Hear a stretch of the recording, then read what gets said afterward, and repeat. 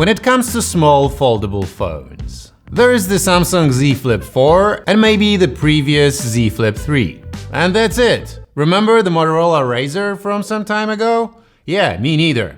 Actually, I do.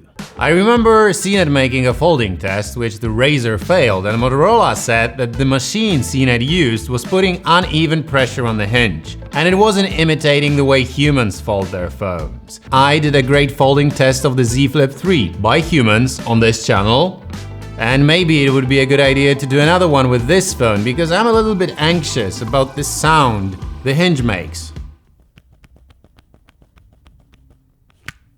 It's a new phone, and yet it seems that something is loose inside.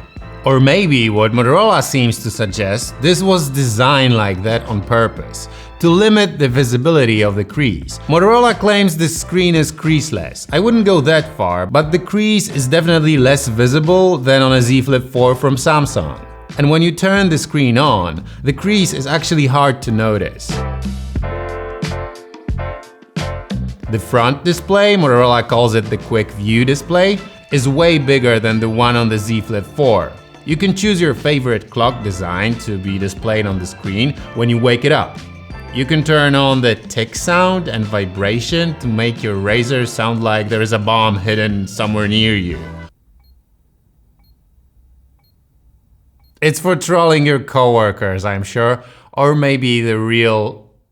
It's annoying also. Maybe the real reason is different. And also it would be hard to hear over the typical office noise, so maybe I'm just exaggerating. The fingerprint scanner and the volume buttons on the side of the phone are in a very convenient position for your thumb to use when the phone is closed, if you're right-handed. You can choose which apps to use on the front screen, and I swear there's more to using it than just playing this pre-installed game. You can watch YouTube on this small screen if you're determined enough, but consuming vertical videos like TikTok requires even more determination. The phone's main screen is even nicer, has up to 120Hz refresh rate that can go up to 144 during gaming. But there is one thing, this screen is a bit too wide for my liking. I know this has some benefits. It's easier to use the keyboard. It's not as squeezed as in Samsung. But even a Pixel 7 Pro that is quite big is not as wide as the unfolded Motorola RAZR 2022.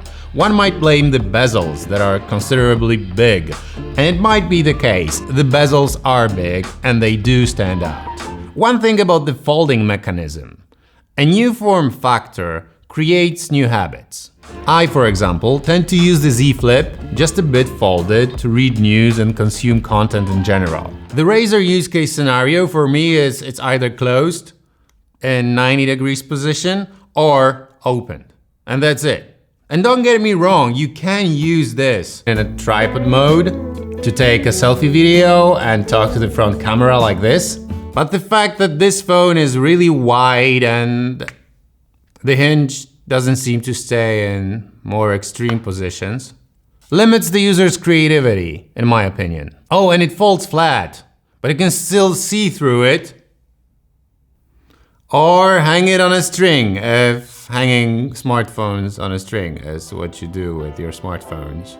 Cameras. I will save you the banalities about cameras and foldables being a bit worse than cameras in non-folding flagships. It's still true. Here we have a main camera plus an ultra-wide that doubles as a macro lens, and there's one selfie cam, although since it's a foldable, taking selfies with the main lens is quite convenient. Motorola can shoot up to 8K, which is unnecessary in my opinion. Here's a brief comparison to the Z Flip 4.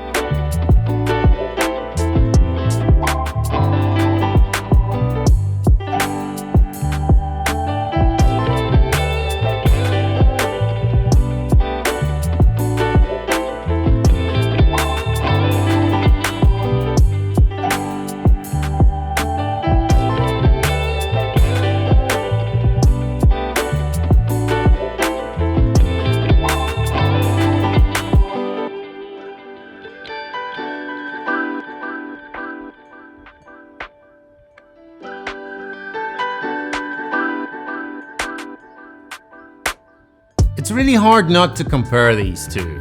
They both have the same chipset, but the wireless charging is only available on the Z Flip 4.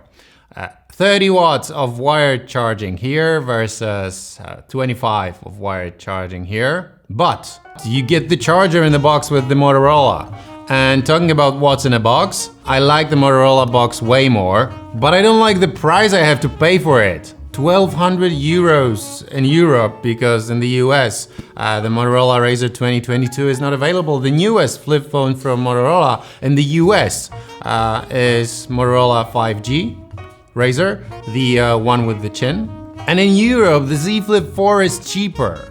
And it comes with 4 big OS updates and 5 years of security updates, while the Motorola, out with Android 12, because it was earlier introduced in China, comes with only 2 big OS updates and 3 security updates. And one might argue, you won't even use a flip phone for that long, but I believe that the Samsung strategy here is better. There are 2 main advantages of this phone. The quick view display, especially the size of it, and the sound the phone makes when you close it. It's a perfect defense to the person you didn't like talking with. That will make you feel good and they'll never hear it. Now listen to this. So, these were the pros and cons of the newest RAZR. Newest to us because it's had its premiere in China some time ago. So it's nice to have you here, new RAZR 2022.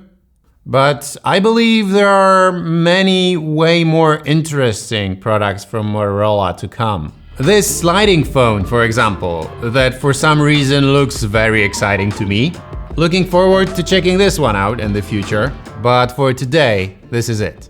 Thanks, have a very good one, and I hope to see you soon.